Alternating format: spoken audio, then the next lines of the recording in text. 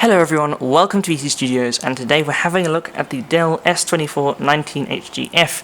As a follow-up review, I'm going to have a look at the response time settings, as well as some of the colors, to see how much of a difference I can make, and by just changing a couple settings, and if the monitor really does stand up to its price in other categories like response time. If you haven't seen my initial review, check it out in the card above or in the description below. Otherwise, enjoy the video. Let's see how much of a difference response time and colors make after you've changed the settings that are out of the box. Alright, here we are in GTA 5. I've got a little plane here, and what I'm going to be doing is just moving around and seeing what I can see in terms of ghosting and anything else. I'm not hitting 144 Hz right now, which is why you can see a little bit of, well, I guess tearing. But that's not because of the monitor. So, moving around, I can see no real noticeable ghosting, but that's because we're on the normal setting. Running around, I'm not exactly sure what the response time is, but it's set to normal up here. So if I go into settings, response time, and then we can change this to fast. And now let's see if there's any difference in ghosting, and no, not really. It looks okay. I'm looking at the gun mostly, but it does look fine to the naked eye at least. I might take a couple screenshots to see if there's anything noticeable there, and then let's change this to super fast. Okay, I can see some around. Okay, this I feel like I can, but at the same time, it doesn't feel bad. But let's go into a game that is actually hitting 144 Hz. I'll be back in a second. Alright, so hopping back into CSGO, which we did in the original video, I am now back on normal response time mode, and moving the mouse around, everything seems very nice and smooth, like it should in CSGO.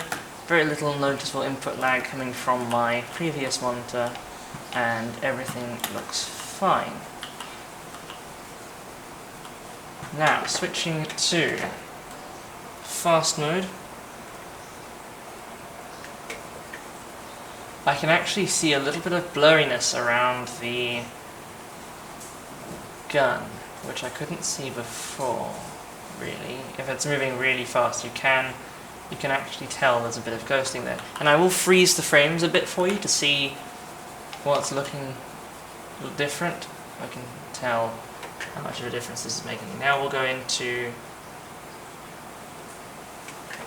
Okay, yeah, so I can immediately tell it looks quite a bit different. As soon as I move, the textures start going a bit funny.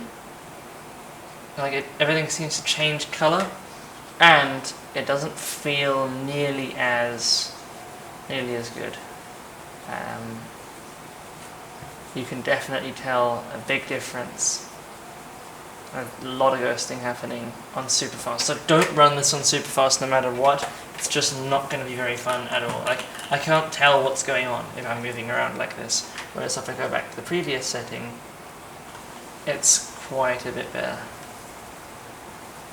Although it's still not perfect. And then if I go to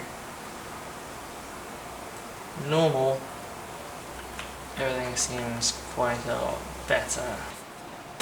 So there we have it. The differences in color and response times on the Dell S2419HGF, and how different the settings are.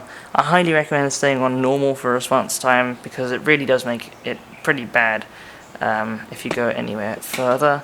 And honestly, a lot of monitors like this do have the same problem. If you're not going into the much higher price ranges, they're going to advertise the 1 millisecond response time, but the monitor really can't handle those higher refresh rates with the increased response time. So that's why normal exists, because it still feels okay. And to be honest, I didn't really notice a difference in how quick it was responding to me, because remember, it's not just the latency between your monitor and your computer that counts, but between your peripherals and your computer and the time it takes for everything to process. So honestly, didn't feel that much of a difference, but I did notice a difference between this monitor and this monitor, which is the HGF, and that's because this is a 60 Hz 6 millisecond response time monitor, and I'm assuming that this is around 4 milliseconds on the HGF on normal, which is perfectly fine.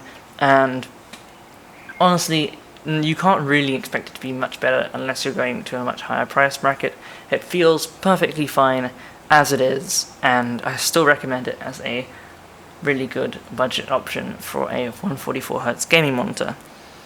If you have any questions, let me know in the comments below. Like I said, this monitor is pretty much as good as you get for the price, and I hope you enjoy it if you do buy it. There will be an affiliate link, if I can find one, in the description below, but they're all over the price between $150 and $250 US, depending on where you buy it.